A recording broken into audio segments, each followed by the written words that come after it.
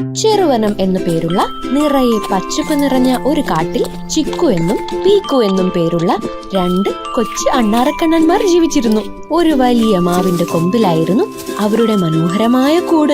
ചുറുചുറുക്കും ആകാംക്ഷയുള്ളവനുമായിരുന്നു ചിക്കു. അവന് പുതിയ കാര്യങ്ങൾ കണ്ടെത്താനും കാണാനും ഇഷ്ടമായിരുന്നു. എന്നാൽ പീക്കു ആകട്ടെ ശാന്തനും ചിന്താശീലനുമായിരുന്നു. എന്ത് ചെയ്യുന്നതിനു മുൻപും ശ്രദ്ധയോടെ ചിന്തിക്കുക എന്നത് അവന്റെ ശീലമായിരുന്നു.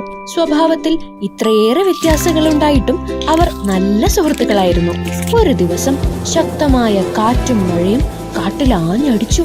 അവർ താമസിക്കുന്ന മാവിന്റെ ചില്ലകൾ ശക്തിയായി ആടിയുലഞ്ഞു. അവരുടെ കൊച്ചു കൂടുപോലും വിറയ്ക്കാൻ തുടങ്ങി. വരാനിരിക്കുന്ന ഒരു ആപത്തിന്റെ സൂചനയായിരുന്നു അത്. നമുക്ക് താഴെ ഇറങ്ങി എന്താണ് സംഭവിക്കുന്നതെന്ന് നോക്കാം, ചിക്കു ആവേശത്തോടെ പറഞ്ഞു. അത് അപകടമാണ് ചിക്കു, നമുക്ക് സുരക്ഷിതമായ ഒരിടത്ത് നിൽക്കാം. പീക്കു പതിയെ മറുപടി നൽകി.